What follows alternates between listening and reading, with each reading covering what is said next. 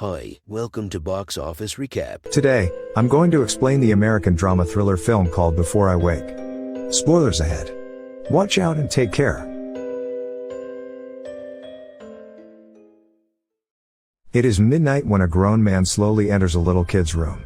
He points a gun at the sleeping child. He seems to be nervous and apologizes to him, calling him Cody.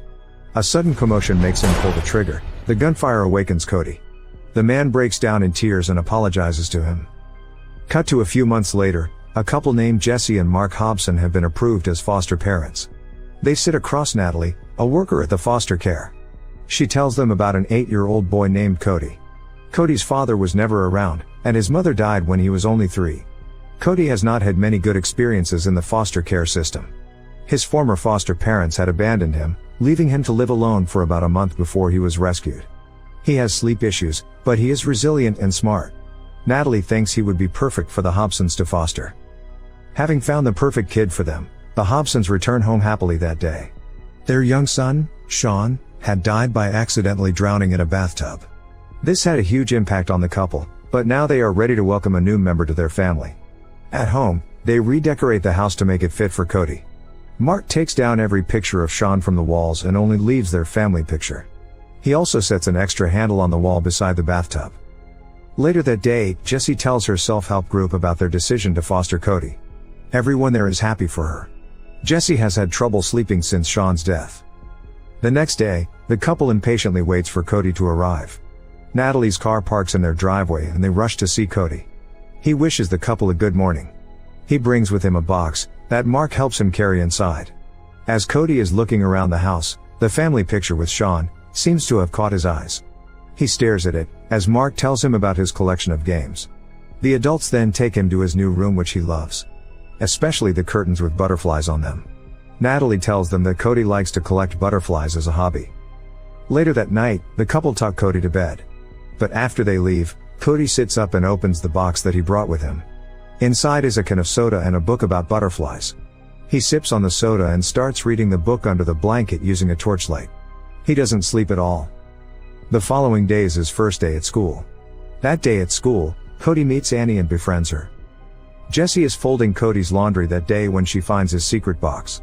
Inside is his book about butterflies, several cans of soda, and a bottle of stimulants. When she tucks him to bed at night, she asks him about the box. According to him, the stimulants and cans of soda are to help him not fall asleep.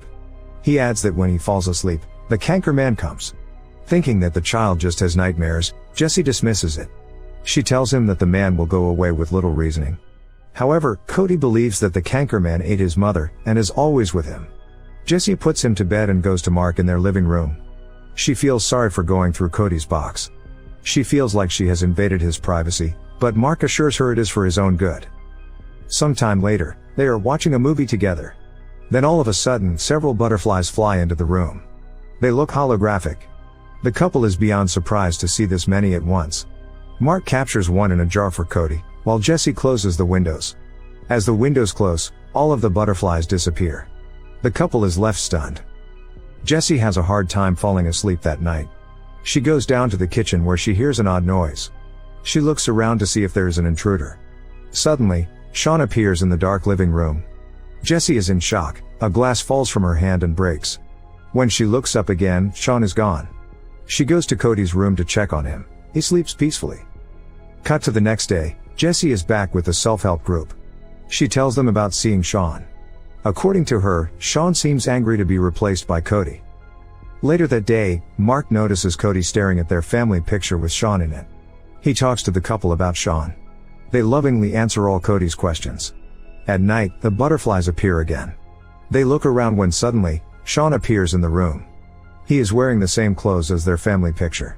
The couple is beyond surprised. They walk up to him to touch him. When they do, they realize that he is actually real. But Shawn suddenly disappears. At the same time, we see Cody wake up. He comes down and apologizes to the couple. The breakfast the following day is awkward. Jessie and Mark do not know what to say. They are still in shock. But they believe that Shawn's appearance has something to do with Cody. Cody apologizes to them for something. Later, when Cody is back from school, the family watches videos of Shawn. It is a Christmas video and all 3 of them look very happy in it.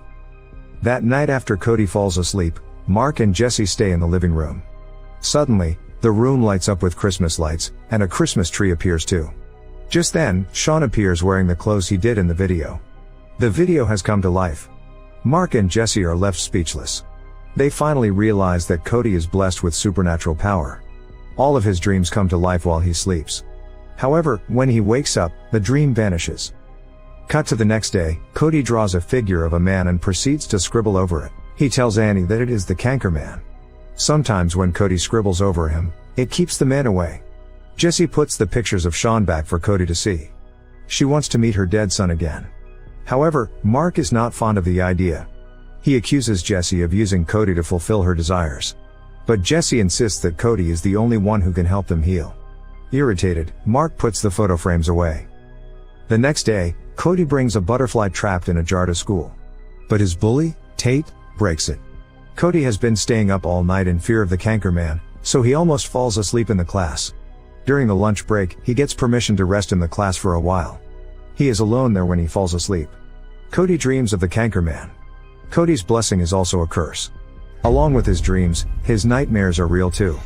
As Cody sleeps, his bully enters the classroom and faces the Canker Man. Annie sees the Canker Man indulge Tate and yells in fear. Cody wakes up, but Tate has disappeared. The police arrive at the school to investigate the disappearance. Cody cannot risk sleeping now, so he takes coffee to avoid sleeping.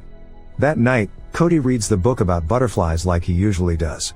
Suddenly, he hears a noise. He checks under the bed when suddenly, Tate's ghost appears in front of him and drags him under the bed. Cody tries to fight and screams, "I am awake." Meanwhile, Shawn appears before Jessie. He too is saying, "I am awake." Cody yells loudly, which makes the dreams go away. Jessie rushes to him, asks him what is wrong, and tries to calm him down. The following day, Jessie talks to a doctor about Cody's insomnia. Meanwhile, Cody and Mark go shopping and buy stuff for Cody's room. When they get back home, 2 police officers are in front of their house. They want to interview Cody about Tate's disappearance. Later that day, Cody asks the couple about Shawn's death, but the couple dismisses the questions. Jessie mixes the prescribed sleeping pills with Cody's milk, unbeknownst to her husband. And he drinks it. Mark informs Cody that Shawn had died from drowning as he tucks him to bed. The drug makes Cody sleep peacefully that night. Jessie and Mark are in the living room again. Sometime later, Shawn appears in front of them, but he looks evil and vomits water. Mark rushes up to wake Cody, but he cannot wake up because of the drug. Soon, the dream turns into a nightmare. A tall creature appears in front of Jessie in the living room. She runs to Cody's room and locks the door.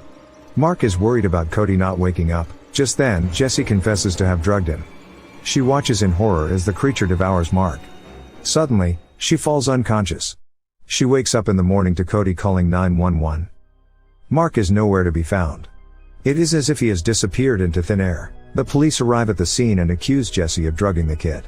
They believe that Jessie and Mark are abusing Cody, so they take him away, as Jessie cries for them to stop. Jessie then goes to Natalie, but she too accuses her of child abuse and tells her to go away.